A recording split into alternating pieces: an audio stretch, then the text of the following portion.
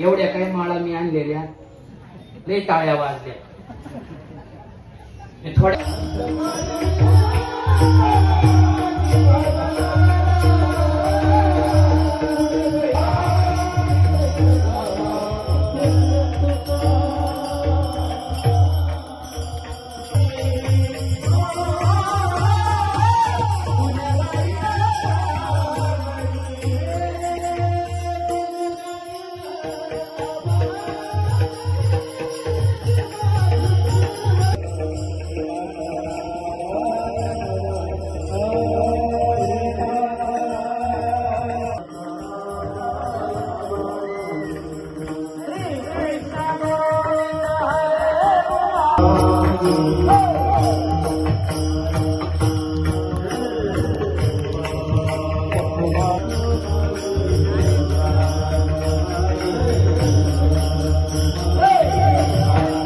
जो आता विना आहे ना, तो असणारा तुकोबरायांनी वारकरी संप्रदायाला परत दिलेली देण आहे. आणि म्हणून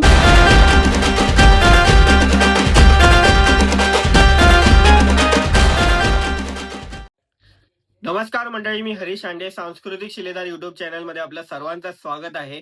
तर मंडळी, ह्या व्हिडिओमध्ये आपल्याला बघायला भेटणार आहे हरिभक्त परायण श्री गणेश महाराज फरताळे यांचं कीर्तन. आणि हे कसं आता सध्या कीर्तन सुरू झालेलं आहे. मी आता पटकन खाली जाणार तुम्हाला दाखवतो हे कीर्तन कसं यांचं होतं. आणि पुन्हा एक 2-3 तास कीर्तन असतं.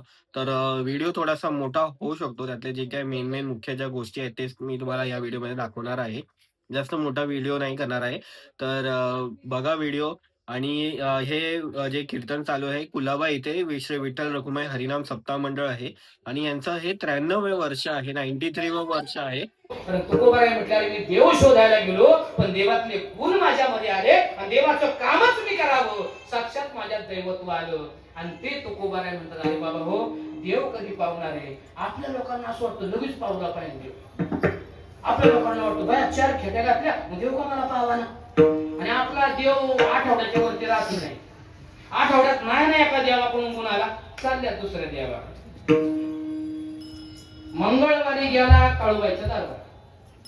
आठवडाभर कसं पाहिलं, इकडं तिकडं तिथं काही गुन्हा आला नाही. म्हणलं कळवायचं सोडा, चला बरं आता बुधवार म्हणजे चला पंढरपूरला. गेला पंढरपूरला, विठोबाचं दर्शन घेतलं, विठ्ठलाचं दर्शन घेतलं आणि लगेच म्हणलं युगी 28 विटेवर उभा. आणि झालं ते आठवडाभर पाहिलं. आठवडाभर कुठं सप्त्याला गेला, म्हणलं याच्यात काय आता जमाना बुवा. आला गुरुवार, म्हणलं आता दत्त संप्रदायाचं दिगंबरा दिगंबरा श्रीपाद वल्लभ दिगंबरा. तिथं आठवडाभर राहिला, तिथंही काही जुळलं नाही. मग म्हणलं आता इथं काही खरं नाही, चला आता सरस्वतीला जाऊ. गेला शुक्रवारचा, तिथेही आठवडाभर राहिला, तिथेही काही जुळलं नाही. आला शनिवार, गेला मारुतीच्या मंदिरात, घेतली लगेच पानाची माळ. कोणत्या पानाची? तुमचं पाठ आहे रे वा, क्या बात. घेतलं बळीचं पान आणि घातलं देवाच्या गळ्यात आणि म्हणलं हनुमंता हनुमंता उघड छातीचा पिंजरा दाखव राम सीता. गेला शनिवार, आठवडाभर फिरला ना आला रविवार. रविवार जसा आला तसा जिजुरीच्या खंडोबाला गेला आणि चिंचेच्या बनात खळ खट्या ठोकळा आपटला आणि त्या ठोकळ्याने तो ठोकळा खाल्ला. आणि हा ठोकळा आठवडाभर फिरला. म्हणलं याच्यातही काही जमलं. आला सोमवार आणि भीमाशंकरला गेला आणि 1.5 पाया उभा राहिला. ओम नमः शिवाय. शंकर मला लावून आणू का? रात्री 12 पावणे 12 वाजेपर्यंत नळ्या खाल्ल्या आणि आज तर माझ्या मंदिरात आला आणि म्हणतो ओम नमः शिवाय. काही लोक अशी खोडीची गांजा वाढायचा याला, पण म्हणतो शंकराला गांजा आवडत होता. अख्ख्या पुराणात दाखवा शंकराला गांजा आवडत होता. कीर्तन सोडून दे. एक प्रामाणिकपणे सांगू, अख्खी गाणी तपासून पहा युट्यूबवरली. असं एखादं गाणं आहे का? शंकराला माझ्या महादेवाला माझ्या आवडते गांजाचे पान आवडते गांजाचे पान. आहे का? अख्ख्या गाण्यात कुठं आहे? पुराणात आहे का? मग ह्यो गांजा कुणी पिंडीवर ठेवला शंकराच्या? ज्याला आवड आहे त्याने निवडला. मग शंकराला कशाची आवड आहे? शंकराला माझ्या महादेवाला माझ्या आवडते बेलाचे पान, आवडते बेलाचे पान, आवडते बेलाचे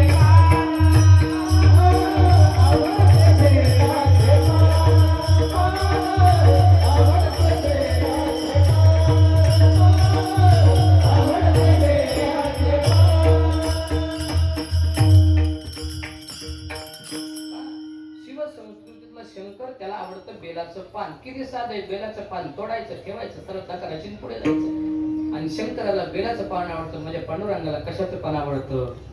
तुळशीचं पान माझ्या पांडुरंगाला आवडतं. मग मला सांगा, असा कोणता माणूस आहे का भोवताला आवड जिवंतपणी जरी नाही माळ घातली तर त्याला बिगर पानाचा उचलला? आमच्याकडे तर तसा उचलतच नाही. म्हणते त्याच्या गळ्यात माळ घाला. मग आळंदीला नाही जाती, पंढरपूरला नाही जायची, देऊला नाही येते, ते तुळशी वृंदावन पशी जाती आणि पाहुण्याला म्हणते ते तुमच्या हाताने तोडा.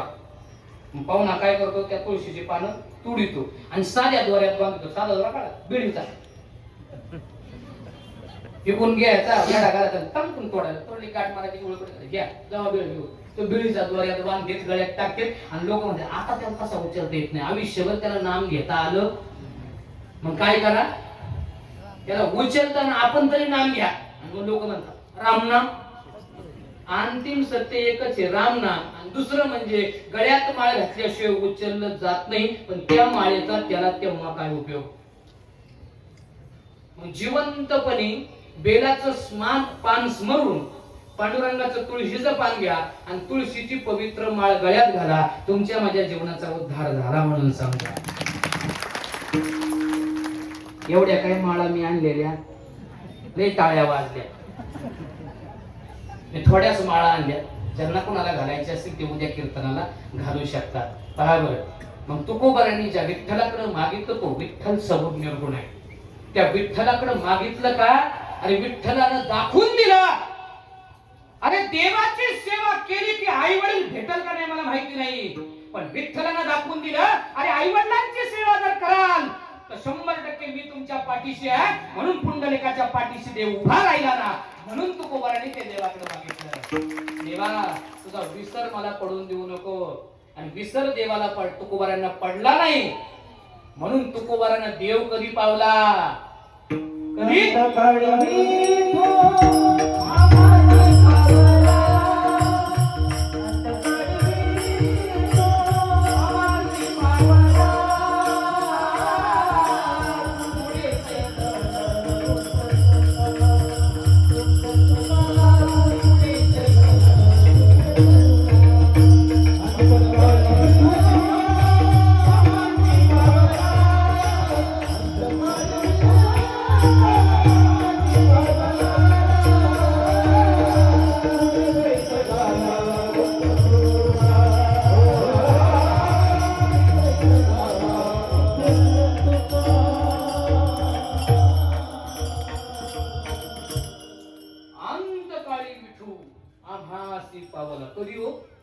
शेवटच्या काळात देव पावला.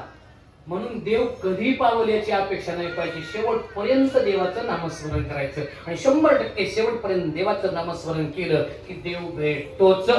प्रामाणिकपणे सांगू, जो नामदेवारायांना देव भेटला, नामदेवाचा नैवेद्य जर देवानं खाल्ला असेल, ज्ञानोबारांची भिंत ओढण्यासाठी जर देव आला असेल, ज्ञानोबारांच्या सिद्ध करण्यासाठी ज्ञानोबारायांना रेड्याच्या मुखावर हात ठेवला, तर रेड्याच्या मुखातून वेद वदवण्यासाठी जर देव येत असेल, आणि सगळ्यात महत्वाचं ज्ञानोबारायांना समाधीस्थ नेण्यासाठी साक्षात पांडुरंग येत असेल, आणि याच्याही पलीकडं जनाबाईच्या सोळाचं पाणी करण्याकरता जर देव येत असेल, आणि याच्याही पलीकडं अरे सावता माळी एकदाही पंढरपूरला गेले नाही पण त्यांच्या शेतात खुरपू लागण्यासाठी जर देव येत असेल, तर तुम्ही मी जर भक्ती केली तर तुमचा माझा प्रपंच पुढे नेण्यासाठी देव आल्याशिवाय राहणार नाही.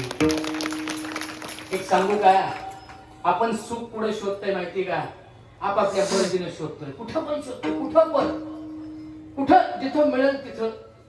आता लोक तर सुखाच्या एवढ्या भ्रमात पडलेत, लोक आता दरबारात जायला लागले, एवढे दरबार भरलेत आणि एवढे देवदेव ऋषी वाढलेत. इंस्टावर तर खतच झाले. काढला इंस्टा देवदेव ऋषी, काढला इंस्टा देवदेव ऋषी, आणि त्यांचे दरबार भरते. तर लोक दरबारात जाऊन काय करते, बघा बरं, आमच्या पोराला 12 वर्ष पोरगं नव्हतं, बघा बरं होईल का? ते म्हणतोय मग असे एक काम करा, हे पदर पुढं करा, या हळदी कुंकून या, 6 महिने गाठ मारा, हे लिंबून या, नेमकं सुनबाईन सुन पोरगा झोपतो ना त्याच्या नेमकं उमऱ्याला बांधून टाका. तिने ती लिंबू मिरची बांधली ती, एवढी जर लिंबा मिरच्यात ताकद असती, एवढी जर त्या हळदी कुंकात गाठ मारून 6 महिने ठेवण्याची ताकद असती आणि तुम्हाला तिथून सुखाची प्राप्ती झाली असती, तर ज्ञानोबरायांना कशाला अभंग करावे लागले असते? योग याग विधी येणे नोवे सिद्धी वायाची उपाधी दंभ धर्म, पण तरी लोक आज त्याच्यात अडकून येत, एवढी अडकून येत. लोकांना सुख प्राप्तीसाठी लोक काहीही करायला तयार होतात. काल परवाची घटना आहे, त्याला तर वर्ष होऊन गेले. माझ्याकडे मी आयुर्वेदिक औषध देत असतो, त्यामुळे बरीच गर्दी होते सकाळची औषध घ्यायला. अशी बरीच गर्दी झाली. पहिल्यांदा जे आले त्यांना म्हटलं तुमचं औषध घ्या, पटकन बाजूला व्हावं. ते म्हटले महाराज या सगळ्यांना जाऊ द्या, आमचं जरा पर्सनल आहे. म्हणजे ठीक आहे, तुम्ही सगळ्यात शेवटी. बाकीचे लोक औषध घेऊन गेले आणि त्यांना म्हणले या बरं तुमचा काय प्रश्न आहे, तर सोनोग्राफी आणल्याचं तर किडनी स्टोनचं औषध पटकन दाखवा. ते म्हणले तो नाही महाराज प्रश्न, तुमचा नंबर आम्ही लय लोकांकडून मिळाला तर आम्हाला मिळाला. पण काय तुमचा प्रश्न आहे? म्हणजे महाराज आमचा पर्सनल प्रश्न आहे. म्हणजे विचार ना. म्हटले आमच्या घरात आहे ना महाराज रक्ताची पावलं निघते, रक्ताची पावलं निघते. आणि तुम्हाला कोण सांगितलं मी रक्ताच्या पावलावर काम करतो? ते म्हणले आम्हाला लय लांबून कळाले. म्हणलं मी आज गादीवर बसत नसतो, मी तुमच्याकडे येतो आणि मग तुमच्या रक्ताची पावलं बघतो. म्हणलं मला त्या भागात जर कीर्तन असेल 100% मी त्या भागात येतो. आणि नेमकं एकादशीच्या दिवशी मला होळी कांचनच्या असणाऱ्या जवळपास डाळिंब आहे, त्याला प्रतिपंढरपूर म्हणतात, त्या डाळिंबमध्ये कीर्तन मिळालं. सकाळचं कीर्तन झालं 10 ते 12चं. आणि मी परतीच्या प्रवासाला निघाले, मला आठवलं ही लोक माझ्याकडे येऊन गेली. मग मी त्यांना फोन लावला, त्यांना म्हटलं तुमच्याच रोडनी आहे, मी तुमच्या 2 मिनिटात घरी येतो. ते म्हटले ठीक आहे. 2 मिनिटात म्हणजे मला 15 मिनिटं लागली. तेवढ्यात त्यांनी जवळ मुलगा बिलगा सगळ्यांना घरात बोलून घेतलं. मी गेलो, फुलं टाकली, मला आतमध्ये घेतल्यावर मला पाटावर बसवलं, माझे पाय धुतले, फक्त पाणीच प्यायचे राहिले, धुवून झाले पायी. आणि मला म्हणले महाराज अशी घरात पावलं निघतात. मी म्हणलं असं का? कुठं निघतात? म्हणजे का या किचन पासून अशी निघतात, या बेडरूम पाशी असे निघतात. आणि नंतर सगळं झालं. मी म्हटलं कुठे निघतात? म्हणजे त्या सोपा आहे झोपायचा त्याच्या खाली पावलं निघतात. मग प्रश्नचिन्ह निर्माण झालं. समजा आता दारातून पावलं निघतील, किचन मधून निघतील हे ठीक आहे, पण त्या झोपायच्या त्या दिवाणच्या खाली कसं काय त्यांच्या कसं काय पावलं निघतील? म्हणून म्हणलं त्या हलवावर म्हणजे लय सोपं आहे मला, त्याला चाक आहे म्हणली. तरी असा वाढला, सरासर दिवाण कुठेही जायला लागला. म्हणलं ठेवा बाजूला त्याला सारू. म्हणलं चला सगळे या आता पोर्च मध्ये. आल्यानंतर सगळ्यांशी मी संवाद केला आणि वारकरी संप्रदायाच्या दृष्टीनं त्याला म्हणतात संमोहन. आणि त्या संमोहनाच्या मध्ये त्याला मेडिटेशनच्या माध्यमातून प्रत्येकाचं काउन्सिलिंग केलं. आणि काउन्सिलिंग केल्यामध्ये लक्षात आलं यांच्या घरात कुणाचंच धड नाही. सासूचं सुनेचं क्रॉस आहे, पोराचं आईचं क्रॉस आहे, बापाचं आईचं क्रॉस आहे, कारण ती आहे त्याच्या मामाची मुलगी. ज्यांनी मामाच्या मुली केल्या ना त्यांचं क्रॉसच आहे. तर तिला माहिती माझ्या आत्याचा पोरगा आहे, तू म्हणतो माझ्या मामाची पोरी. आणि पाहता पाहता सगळ्यात राहिला तो नातू, त्यालाही क्रॉस चेक केला. तो नातवाचं कुणाचीच पटत नाही. तो आईलाही नावाने हाका मारतो, बापालाही नावाने हाका मारतो, आजालाही नावाने हाका मारतो आणि असणाऱ्या त्याच्या आईला आणि आज्याला सगळ्यांनाच नावाने हाका मारतो. मी म्हटलं तुमच्या घरात सगळे जमेल ती पांडुरंगाची मूर्ती तिथली काढा, देवाऱ्यावर ठेवा आणि मी सांगतो तेवढं करा. द्वादशीला, एकादशीला, बारस या 3-4 दिवसामध्ये तुमच्या घरात काही शिस्ता कामा नये. आणि तुम्हाला शक्य असेल तर एकादश पकडा. तुमच्या घरात पावलं उठणार नाही. मी उरकलं निघालो. परत मला काय आठवलं, मी मागं आलो. म्हणलं तुमच्या घरात अमावस्या पौर्णिमेला उठणारी पावलं परत उठणार नाही. फक्त एक करायचं, पावलं उठले की मला फोन लावायचं. मी 20 मिनिटात तुमच्या घरी. मी ते रक्त चेक करणार आणि माझ्याकडे अशी मशीन आहे, रक्त चेक केलं की रक्तगट कुणाचा कुणी उठवलेत मशीन नाव सांगत. वर्ष झाला अजून पावलंच उठाना. उठवाया काय बाहेरून येत होत्या का? उठवाया घरातलीच उठवीत होती का? तर सुनेला भीती दाखवायची. अरे पावलं उठाय सोपी आहे का? एक सांगू का? अशा लोकांकडे जाऊन फसले जाल, अशा लोकांकडे जाऊन स्वतःच्या कुटुंबाचं वाटोळ करून घ्या, तुम्हाला सुखाच्या प्राप्ती होणार नाही. ज्ञानोबरायांना सुद्धा माणसांना सुख द्यायचं होतं, पण ज्ञानोबरायांना फक्त आळंदी सुखाची करायची नव्हती. ज्ञानोबरायांना पंढरपूर सुखाचं करायचं नव्हतं, ज्ञानोबारायांना महाराष्ट्र सुखाचा करायचा नव्हता, ज्ञानोबारायांना जग सुखाचं करायचं. अवघात संसार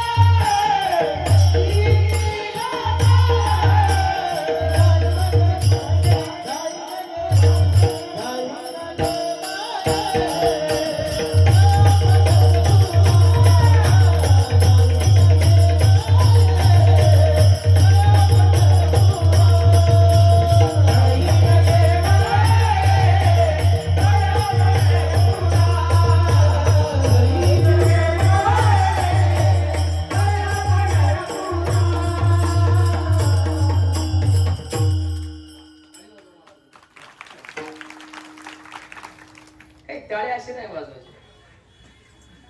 टाळी कशी वाजली पाहिजे वाजव. अवघाची संसार सुखाचा करीन आनंदे भरीन तिन्ही लोक. सगळीकडे आनंद हरायचा, जग सुखाचं करायचं आहे आणि त्याच्याकरता पुढे जावं लागेल. जाई नगे माये तया पंढरपुरा. पंढरपुराला जाईल. का पंढरपूरला जायचंय? जिथं आगर आहे सुखाचं, जिथं सुखाचं आगर आहे, डेपो आहे, त्या डेपोत गेल्यानंतर तुम्हाला सगळ्या ठिकाणी गाडी जायला मिळते. पहा, तुम्ही जर रेल्वे स्टेशनला गेलात, एखाद्या एसटी डेपोला गेला, त्याला आगार सुद्धा म्हणतात. म्हणजे सगळ्या महाराष्ट्रात जाणाऱ्या गाड्या ज्या ठिकाणी एकत्र येतात तिथून तुम्हाला 100% गाडी मिळते.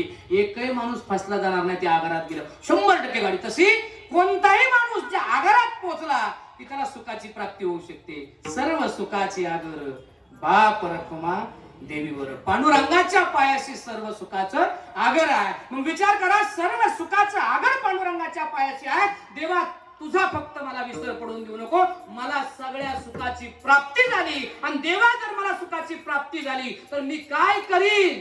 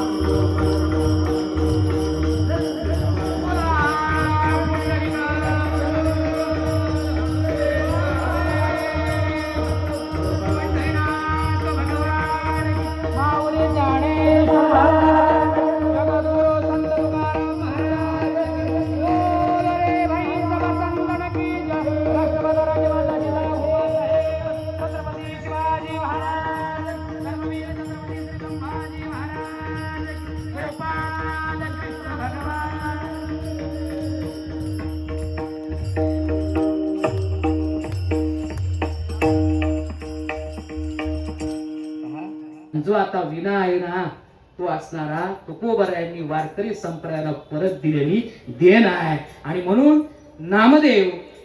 नामदेवाचा खरा अवतार कोण आहे तर तुकोबराय. मी सांगत नाही, ते निळोबराय. जगद्गुरु तुका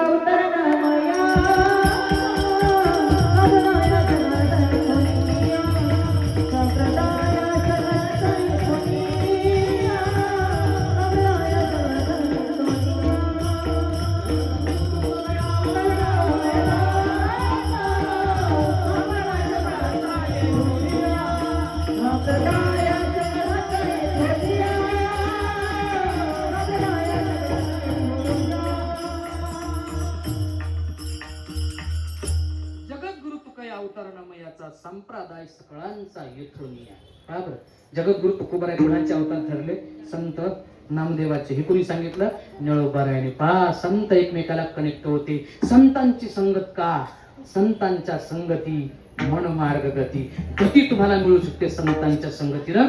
म्हणून संतांच्या संगतीनं जा. आणि प्रामाणिकपणे सांगू, आज महाराष्ट्राला संतांची गरज आहे. का? लोक भयभीत झाले. लोकांचं काहीच कळाना. तुकोबरायांनी संगत केली म्हणजे मला संपत्ती नको. छत्रपती शिवरायांनी नजराना पाठवला. खुद्द दस्तूर छत्रपती शिवाजी महाराज आले. आवडीनं सोनं गळ्यात घालायला सुरुवात केली. तुकोबरायांनी त्याच आवडीचं सोनं आवडीनं काढून परत ताटात भरलं आणि परत छत्रपती शिवरायांना दिलं. हे आम्हाला माती समान आहे, घेऊन जा. आणि स्वराज्याला परत दिलं. मग या तुकोबरायांच्या चरित्रातून काय शिकायचं आहे?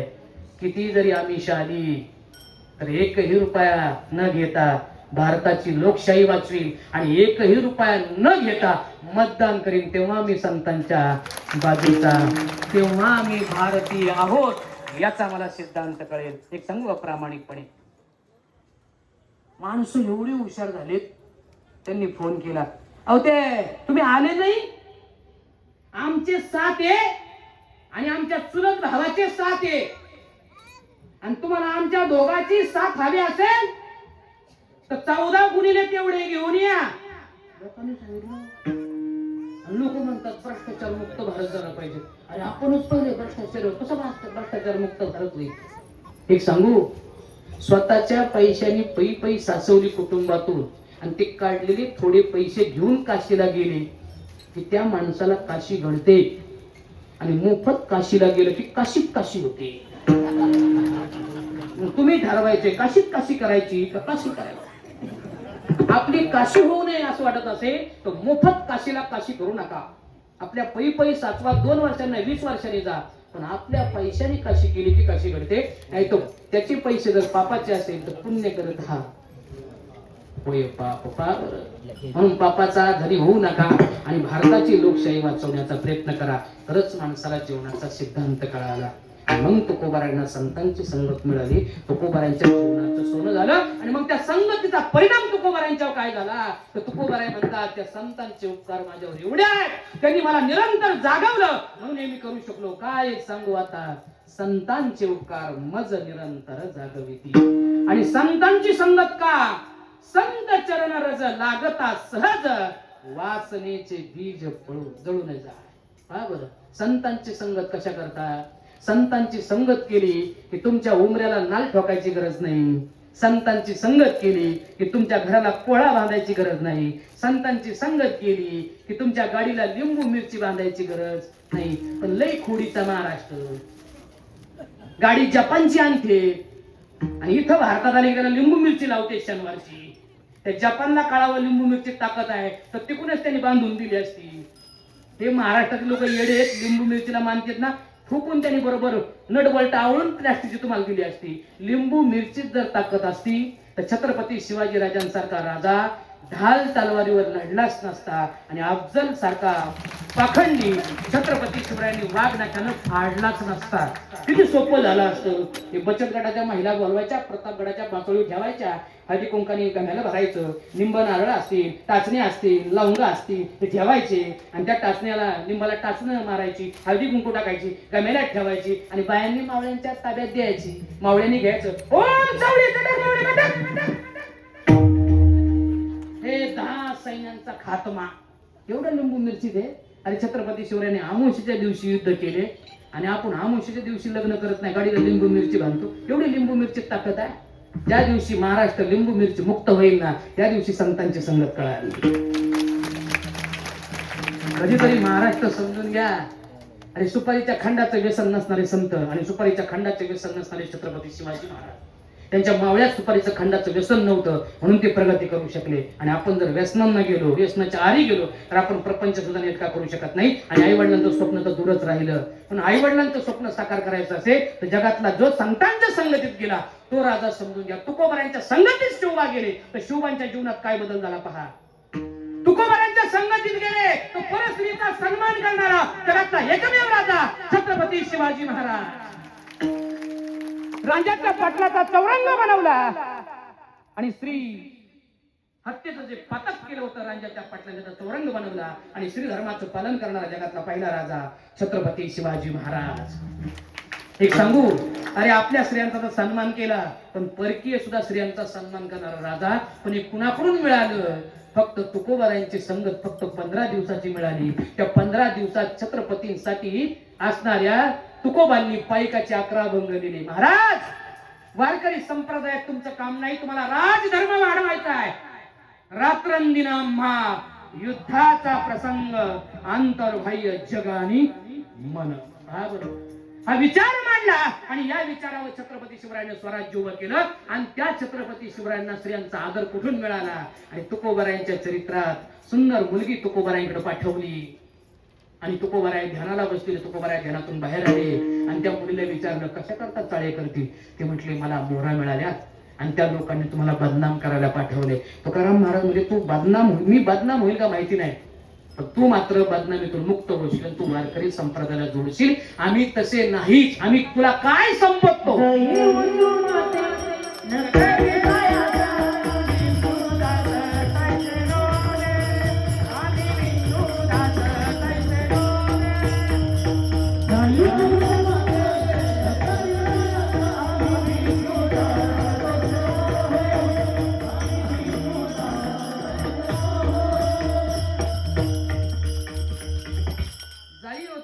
न करी सायास आम्ही विष्णुदास तैसे नव्हे. आम्ही तसे विष्णुदास नाही, विठ्ठलाचे वीर आहोत, तळी काळाला घाम फोडणारे आहोत. आम्ही तुला माते समान समजतो. त्या बाईत मुलीत बदल झाला आणि ती वारकरी संप्रदायाला जोडली गेली. तुकोबारांच्या संगतीत गेले, एकनाथ महाराजांच्या संगतीत यवन गेला तो वारकरी संप्रदायाला. जी माणसं संतांच्या संग, अरे रेडा संतांच्या संगतीत गेला तर रेडा वेद बोलला. विचार करा, मग आपण तर माणसं आहोत आणि आमच्यासारखे कितीतरी रेडे ज्ञानोबारायांनी बोलायला लावले. आता आम्ही ज्ञानोबारायांच्या ज्ञानेश्वरीच्या फक्त संगतीत गेलो आणि तुम्ही मी जर ज्ञानोबाराय तुकोबारायांच्या गाथा आणि ज्ञानेश्वरीच्या संगतीत गेलो तर तुम्हाला घराला काहीच किलबिश बांधायची गरज नाही. बरेच जण घराला अशी बाहुली बांधतात, ऐका तुमच्याकडे अशी आहे, अशी आहे बाहुली, ती काळी प्लॅस्टिकची अशी आहे. काय करेन ती, काय करेन ती? बाहेर लिंबू मिरची काळी बाहुली आजच रोडला आणून टाका आणि त्याचा प्लॅस्टिक म्हणून भंगारात विकून टाका आणि त्याच्या जागेवर घरात 2 ग्रंथ आणा, ज्ञानेश्वरी आणि गाथा. आणि जिथे तिथे तुमचा माथा, तिथे तिथे तुकोबारांची गाथा. आणि काय पळून जाईल माहिती का संतांच्या संगतीनं? नाम संकीर्तन साधन पै सोपे झळतील पापे जन्मांतरीचे. तुमची जन्मांतरीचे पापे फक्त संतांच्या नामस्मरणाने पळून जातील. आणि मग तुकोबाराय म्हटले, एवढी जर मला संतांची संगत देणार असेल तर मला काय भाग्य माझ्या पदरात टाक. अभंगाच्या शेवटच्या